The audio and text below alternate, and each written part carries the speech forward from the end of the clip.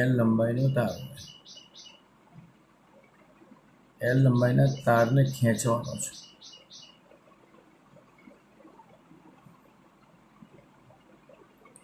તેના પરિમાણમાં ચેન્જ કરવામાં આવે.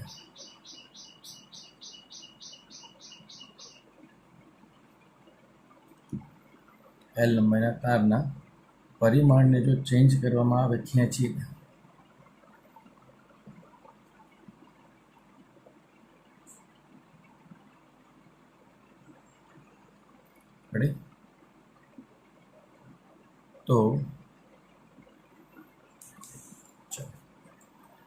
તો ખેંચીને ધારો કે એની લંબાઈ n ગણી કરવામાં આવે. n ગણી એટલે 2 ગણી, 3 ગણી, 4 ગણી, 5 ગણી એવી રીતે. તો આના કારણે એનો અવરોધ છે n સ્ક્વેર ગણો મોટો થાય. એટલે એને તમારે યાદ રાખવાનું, r dash is equal to n square into r. Shortcut બધા યાદ રાખજો. જો એની ત્રિજ્યા 1/n ગણી કરવામાં આવે તો તેનો અવરોધ n⁴ ગણો મોટો થાય. એટલે r ડેશ બરાબર n સ્ક્વેર ઇન્ટુ r.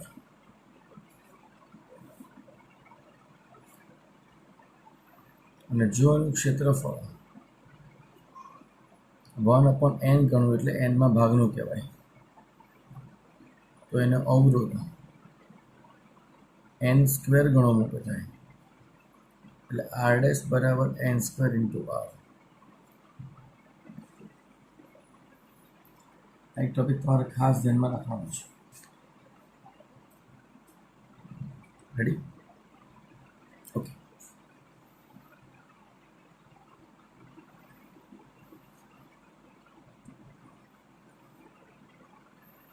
બીજો એક ટોપિક છે તમારી પાસે, સમઘન.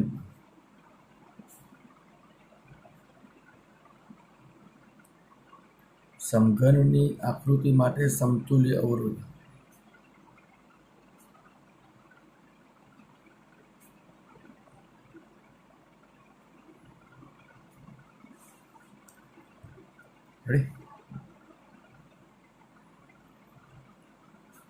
એની શોર્ટકટો છે જે તમારે અવારનવાર નાના મોટા સ્ટેપમાં પૂછાય છે.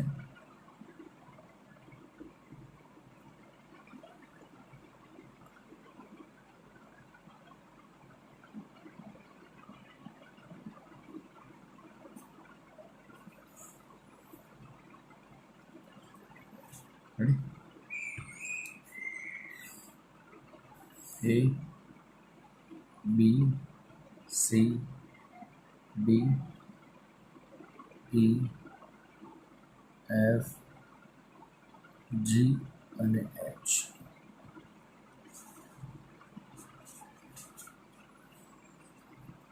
રેડી? હવે પહેલો પોઈન્ટ, અહીંયા x અને y.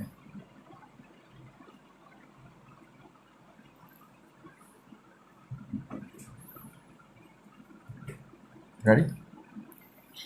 હવે સમતુલ્ય અવરોધ x અને y બિંદુ વચ્ચેનો શોધવો હોય. સમઘનના વિકર્ણના મધ્ય બિંદુ. સમઘનના વિકર્ણના મધ્ય બિંદુ વચ્ચે જો સમતુલ્ય અવરોધ શોધવો હોય તો એનો જવાબ r જ આવે. આ r કોણ? તો આ જે અવરોધનું મૂલ્ય છે તારનું, એ અવરોધ.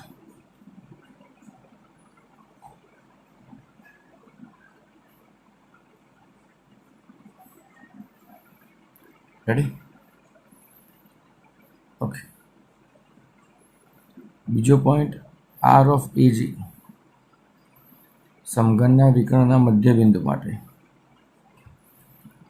બીજો પોઈન્ટ છે r of AG. r of AG એટલે આ અને આ, એટલે સમઘનના વિકર્ણ માટે.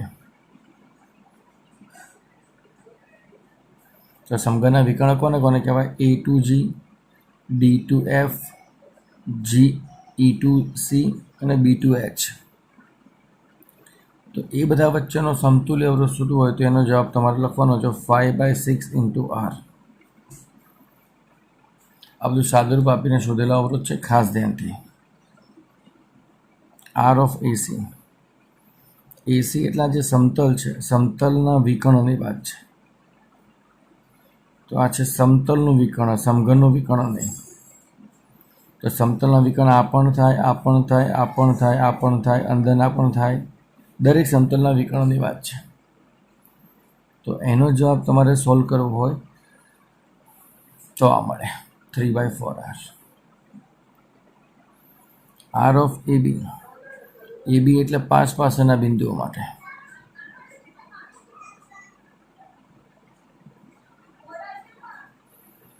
તો એના માટેનો જવાબ ઝડપે 7/12R.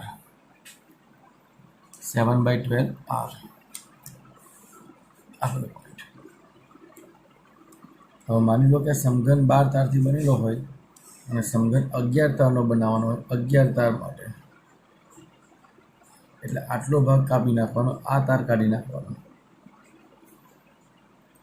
તો એ બે બિંદુ વચ્ચેનો આ તાર ના હોય ત્યારે એ બે બિંદુ વચ્ચેનો સમતુલ્ય અવરોધ, એના માટે જવાબ આવે 7/5R. રેડી? આ ટોપિક વેરી મોસ્ટ ટાઈમ પી છે શોર્ટકટ માટે. દાખલો બહુ જ લાંબો છે, તમને ખબર છે. તમે ટેક્સ્ટ બુકમાં આ દાખલો ગણેલો છે ઉદાહરણમાં, એનો જવાબ આવ્યો છે. એવી રીતે દરેક દાખલાને સોલ્વ કરવાની વાત છે. દરેક દાખલાને સોલ્વ કરશો તો ગાંડા થઈ જશું. રેડી? તો એના માટે ખાસ ધ્યાનથી. બીજો પોઈન્ટ, શ્રેણી અને સમાંતર તમને ખબર છે.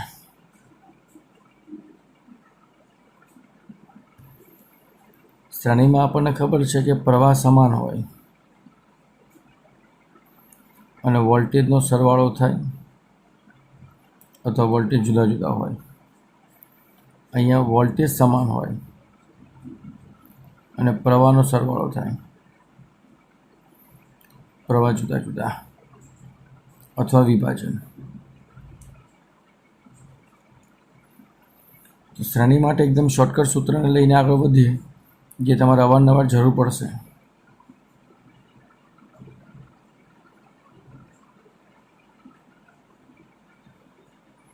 રેડી? R1 અવરોધ છે, R2 અવરોધ છે. આના વોલ્ટેજ V1 છે અને આનો વોલ્ટેજ V2 છે. અને બહારથી એને 20 વોલ્ટની બેટરી સાથે કનેક્ટ કરો છો. બહારથી 20 વોલ્ટની બેટરી સાથે કનેક્ટ કરો છો. તો બંને અવરોધમાં પ્રવાહ તો સરખો છે. પ્રવાહ તો જે બેટરીનો પ્રવાહ આવે એ જ લેવાનો છે. અને પ્રવાહ કેટલો લેવાનો? તો V/R1 + R2. V/R ઇક્વિવેલન્ટ એટલે V = R1 + R2. આનો સમતુલ્ય અવરોધ થાય R1 + R2. એટલે V/R એટલે તમને બેટરીમાંથી નીકળતો પ્રવાહ મળશે.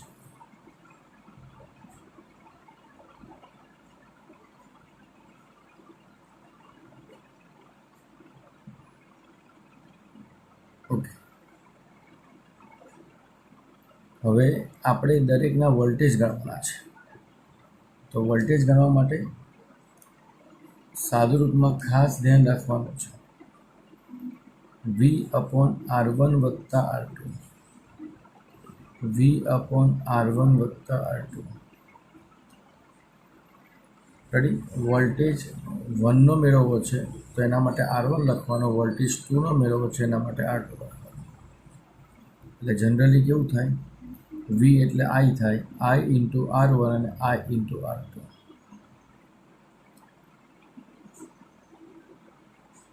રેડી? ડાયરેક્ટ વોલ્ટેજ મળશે, વોલ્ટેજ ડ્રોપ મળશે. આ અવરોધ R1 છે, R2 છે. અહીંયા પ્રવાહના બે ભાગ પડવાના, I1 અને I2. રેડી? તો અહીંયા R ઇક્વિવેલન્ટ થાય ગુણાકાર ભાગ્યા સરવાળો, સમતુલ્ય જોડાણ, ગુણાકાર ભાગ્યા સરવાળો. વળી એમાં વોલ્ટેજ તો સમાન હોય, V1 V2 અને V.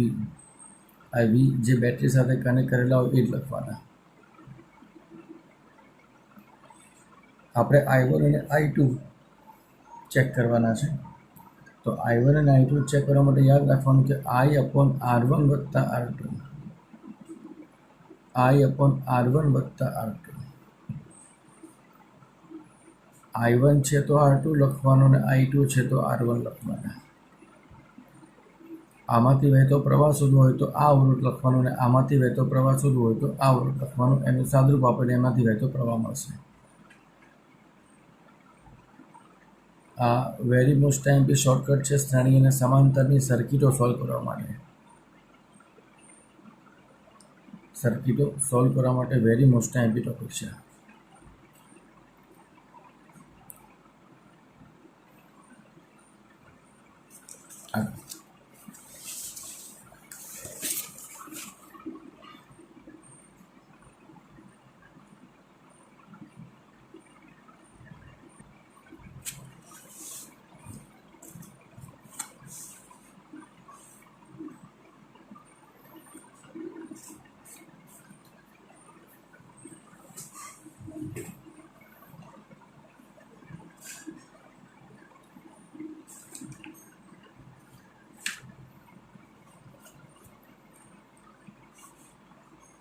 રેડી?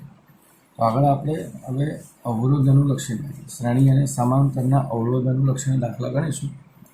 પણ એક બીજી બે પેટર્ન છે એને જરા સમજી લઈએ.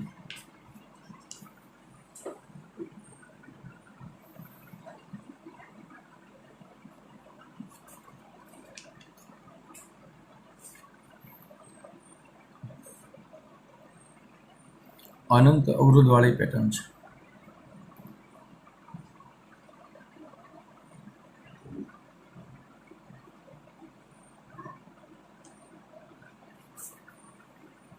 તમારી પાસે વધારાના સ્વાધ્યાયના દાખલામાં એક આ પેટર્ન છે તમારે.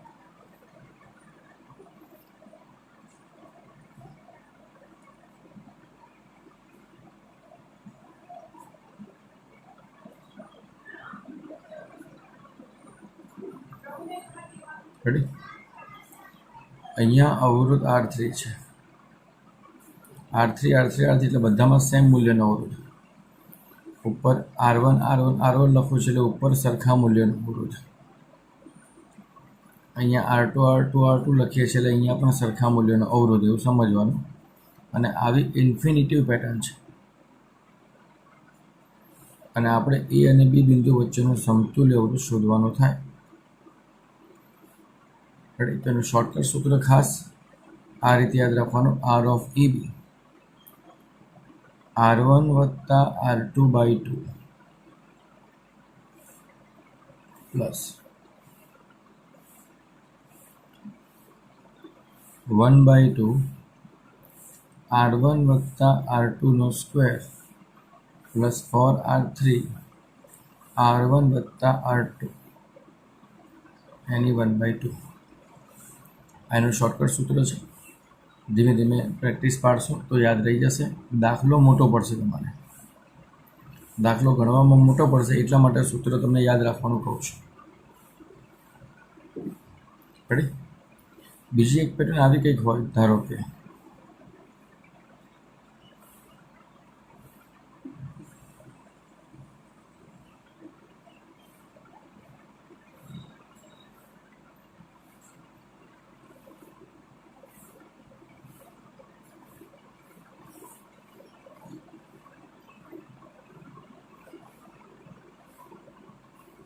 અહીંયા અવરોધ નથી, આ સ્ટ્રેટ લાઈન છે. આ R1 છે, આ R2 છે, સોરી બધા R1 છે, સેમ અવરોધ છે.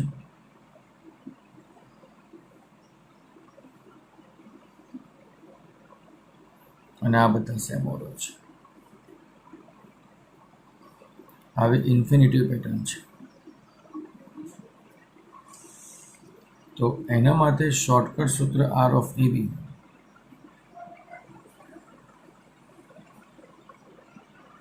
R1/2 1 plus root of 1+4 R2/R1. આ બીજું એનું શોર્ટકટ સૂત્ર છે. રેડી? શોર્ટકટ છે તમારી પાસે જોરદાર અને ધારદાર.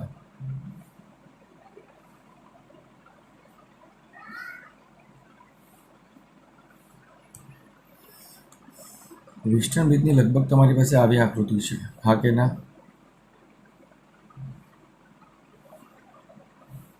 માતા,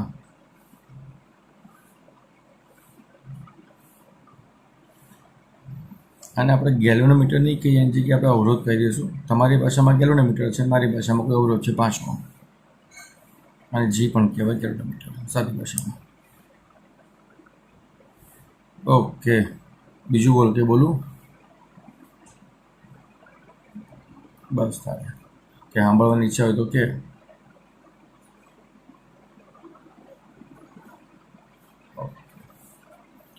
R1/R2 ને R3/R4 થાય તો વેસ્ટર્ન બ્રિજ સંતુલિત સ્થિતિમાં છે એવું કહેવાય, એવું તમને તમારા સાહેબે ભણાવ્યું છે, હા કે ને? તો એના માટે એ અને બી બિંદુ વચ્ચેનો સમતુલ્ય અવરોધ પૂછે, R of AB. તો એની શોર્ટકટ યાદ રાખવાની, R1 + R2 R3 + R4 upon R1 + R2 + R3 + R4. બોલો હા કે ના? Okay, ready? હવે વાત સમજવાની શું છે, ખાસ ધ્યાનથી.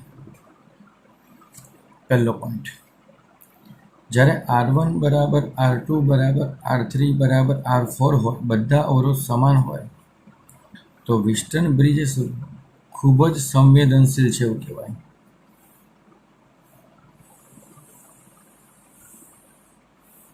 ખૂબ જ સંવેદનશીલ એટલે નિયતિબેન વેસ્ટર્ન બ્રિજને ટચ કરે તો વેસ્ટર્ન બ્રિજ નિયતિબેનને કંઈક કે, એટલું સંવેદનશીલ. હા કે ના નિયતિબેન? અવાજ તને કેમ નહીં આવતો ભાઈ? બીજો પોઈન્ટ, R3 ની કિંમત R2, R4 અને R1 કરતાં મોટી હોય, અને R3 ની કિંમત R2, R4 અને R1 ના ગુણોત્તર કરતાં મોટી હોય. રેડી? ખાસ ધ્યાનથી જોજો, એકદમ ધ્યાનથી. આ C, આ D બિંદુ, આ B અને A. તો હંમેશા યાદ રાખવાનું કે આવું જ્યારે કન્ડિશનને ફોલો કરો ત્યારે પ્રવાહ C to D વહે, અને આ કન્ડિશન જ્યારે તમને રકમમાં દેખાય, અહીંયા D to C વહે,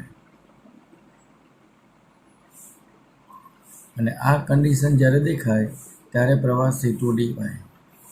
તમે જનરલી સ્વાધ્યાયના દરેક દાખલામાં અને ઉદાહરણના દાખલામાં પ્રવાહ આમ જ ગણ્યો છે, નીચેની સાઈડ. અચ્છા, નીચેની સાઈડ ગણવાનું કારણ આ ઓટોમેટિક શરતનું પાલન થતું હશે માટે. આ શરતનું પાલન થતું હોય તો જ પ્રવાહ અહીંથી આમ લાવો કે અહીંથી આમ લઈ જવો, એ આને ફોલો કરવા. આ બધી એની ખૂબ જ અતિ IMP ટોપિક છે, નાની વાતો છે પણ બહુ ધ્યાનમાં રાખવાની છે. રેડી? આગળ. હવે જો આ કન્ડિશનને ફોલો ન કરી શકો, આને R1 does not equal to R3/R4 upon R2, એટલે વેસ્ટર્ન બ્રિજ અસંતુલિત સ્થિતિમાં છે.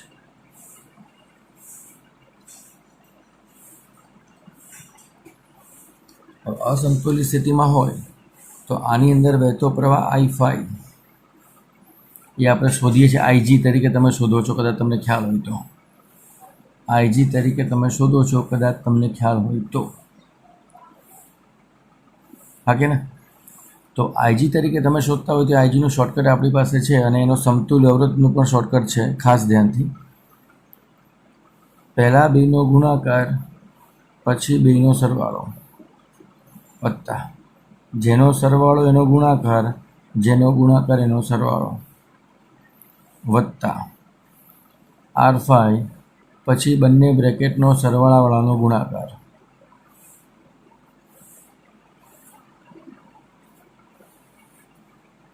છેદમાં R5 બધાનો સરવાળો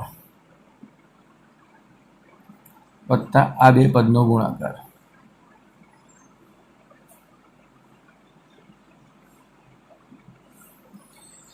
અસંતુલિત સ્થિતિમાં હોય ને સમતુલ્ય અવરોધ શોધવાનું થાય તો આ રીતે શોધાય. આ સમતુલ્ય અવરોધની વાત છે, R of AB. હવે I5 એટલે કે વચ્ચેના ભાગમાંથી વહેતો પ્રવાહ, આ ભાગમાંથી તમે જે IG તરીકે શોધો છો તે આ ભાગમાંથી વહેતો પ્રવાહ IG તમારા સ્વાધ્યાયના દાખલામાં. તો એના માટે સૂત્ર ખાસ ધ્યાન રાખવાનું છે, battery E of R2 R3 minus R1 R4 upon R5 R1 વત્તા R2 R3 વત્તા R4 વત્તા R1 R2 R3 વત્તા R4 plus R3 R4 R1 વત્તા R2. આ થયું તમારા પ્રવાહનું સૂત્ર, જે તમારા ગુજરાત બોર્ડની ટેક્સ્ટ બુકમાં 2 થી 3 દાખલા આપેલા છે. વિસ્ટન બ્રિજના અને વચ્ચેનો પ્રવાહ શોધવાનો આ રીતે ફોલો કરવાના, આ રીતે ફોલો કરવાના થાય, ભૂલાય નહીં.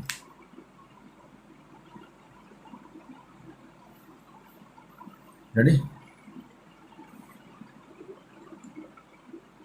ચલો, આ ટોપિકમાં ક્યાંય પણ ડાઉટ લાગતો હોય તો કહી દો ફટાફટ. આજે જે ચલાવીએ છીએ વેરી મોસ્ટ ટાઈમ પી કન્ટેન્ટ છે તમારા. આજે જે ચાલી રહ્યા છે તમારા વેરી મોસ્ટ ટાઈમ પી કન્ટેન્ટ છે. અચ્છા, તમને લાગે છે એવું કે મોસ્ટ ટાઈમ પી છે? વિડીયો અપલોડ થઈ જશે, સાંજે જોઈ લેજો બેન. બરાબર? ઓકે, ચલો. એક પોઈન્ટ આ છે. એના પછીનો બીજો પોઈન્ટ આપણી પાસે છે, બેટરીના જોડાણો.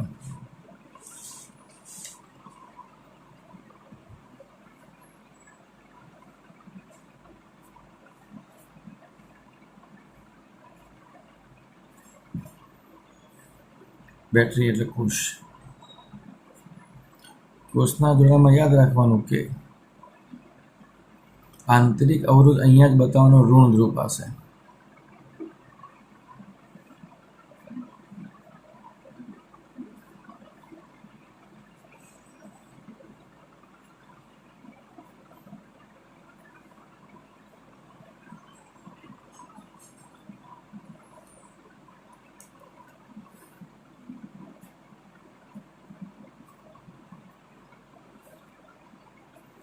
ચલો નિયતિબેન, આ બંનેમાં ફેર શું દેખાય જરા મને ધ્યાનથી કહો.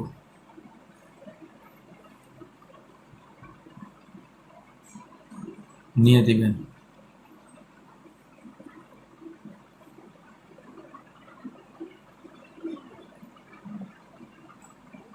પૂર્વાબેન,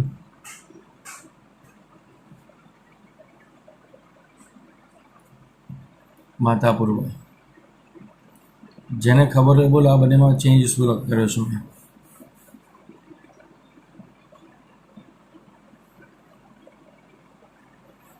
જેને ખબર પડતી હોય કહો કે આ બંનેમાં ચેન્જ શું છે. વેરી ગુડ બેટા, very good, very good, very good બેટા, વેરી ગુડ.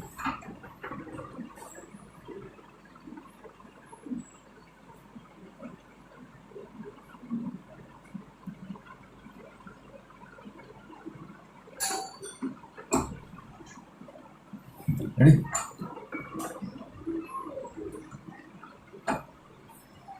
તો ચેન્જ આટલું છે એમાં. હવે આ ધનમાંથી પ્રવાહ બહાર નીકળે તો આના ધનમાંથી પણ બહાર નીકળે, તો આ બંને પ્રવાહ એકબીજાની સામ સામે આવે. જો આ બંને પ્રવાહ એકબીજાની સામ સામે આવે તો સમજી લેવાનું કે આ વિરોધક જોડાણ છે કોષનું. અહીંયા જો ધનમાંથી પ્રવાહ બહાર આવે તો અહીંયા ધનમાંથી પ્રવાહ અહીંયા જાય, તો આ પ્રવાહ સીધો રાઉન્ડ ફરે. તો અહીંયા પ્રવાહ સામ સામે નથી આવતો, એક જ દિશામાં જાય છે, તો આને કહેવાય સહાયક જોડાણ. તો વિરોધક જોડાણમાં સમતુલ્ય EMF નું સૂત્ર લખવાનું થાય તો E1 માઇનસ E2, વિરોધક છે એટલે બાદબાકી. અહીંયા સરવાળો. બેટરી માટે અતિ આઈએમપી શોર્ટકટ છે, આ ખાસ ધ્યાનમાં રાખવી. બેટરી માટે અતિ આઈએમપી શોર્ટકટ છે જે તમારે ખાસ ધ્યાનમાં રાખવાની છે. રેડી? ઓકે. હવે બીજો એક નાનો એવો કન્ટેન્ટ છે, એને જરા જોઈ લઈએ, નાનો એવો ટોપિકનું, પછી આપણે આગળ વધીએ છીએ.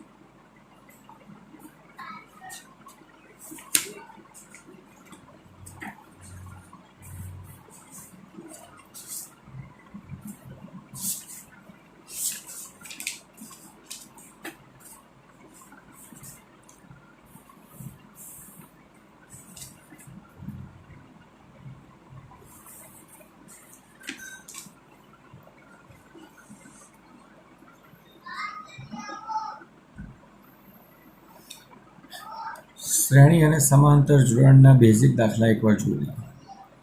આવતા લેક્ચરમાં પણ આપણે શ્રેણી અને સમાંતરની એકદમ જટિલ આકૃતિઓ સોલ્વ કરીશું. દાખલા તરીકે એક સ્ટાર છે, એક ચતુષ્કોણ છે, ક્રિટિકલ ચતુષ્કોણ છે, પછી ષટકોણ છે, અષ્ટકોણ છે. ઘણી બધી આકૃતિઓ છે જેને તમારે અલગ અલગ રીતે સોલ્વ કરી શકાય. કેવી રીતે એને જરા સોલ્વ કરીશું. નોર્મલ બેઝિક રીતથી જઈએ છીએ. જેને પણ આમાં ખબર ના પડતી તો સાથે સાથે પૂછી લેવા વિનંતી.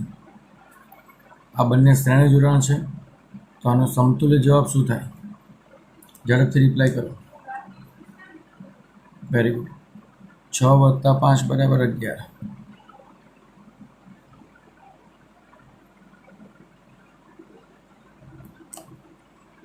ના, રિઝોન નથી થવાનું. રેડી? આ 6 અને 6 સમાંતર જોડાણ છે, તો આનો સમતુલ્ય અવરોધ શું થાય?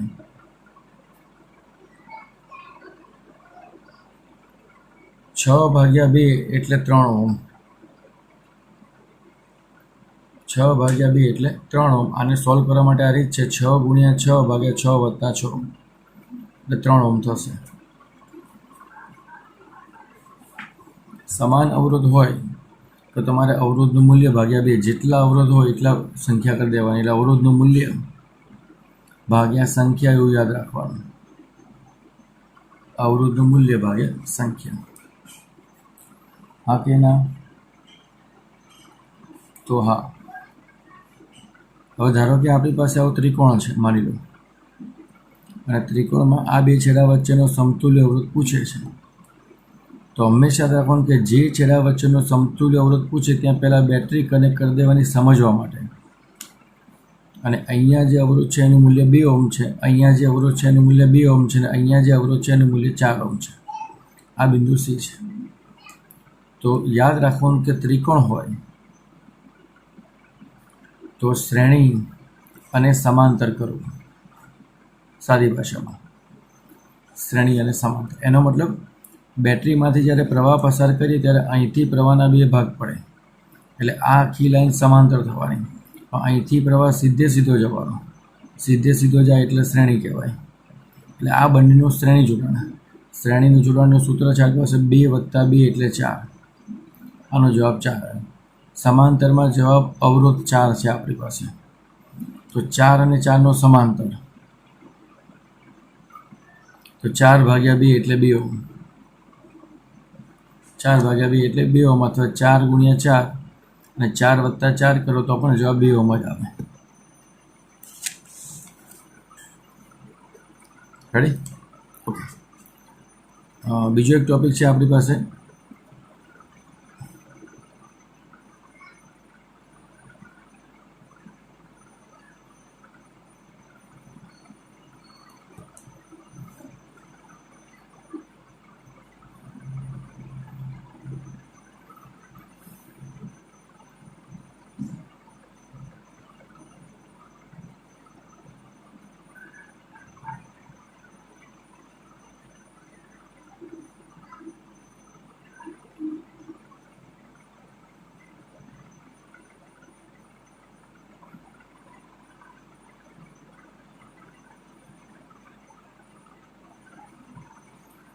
અહીંયા 6 અવરોધ છે, 9 અવરોધ છે અને 3 12 અવરોધ છે.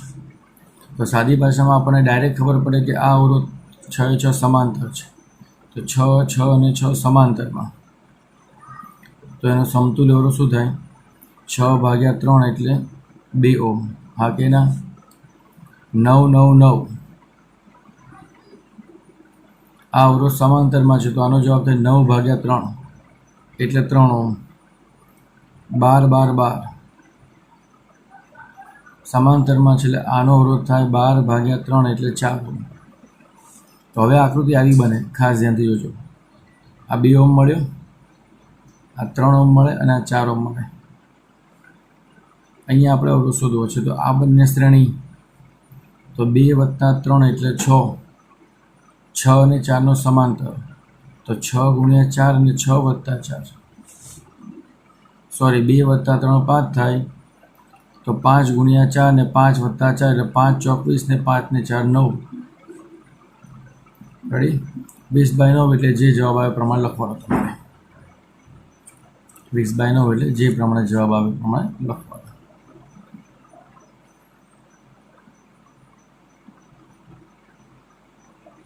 રેડી? ઓકે. તો હવે આના પછી ષટકોણ, અષ્ટકોણ, ચોરસ, લંબચોરસ, બરાબર, બીજી અલગ અલગ આકૃતિઓ સોલ્વ કરીશું. પણ ખાસ ગેરહાજર ના રહેતા આમાં, અને બને તો એલાર્મ મૂકી દેવાનું, મમ્મીને કહેવાનું વહેલા ઉઠાડે તમને.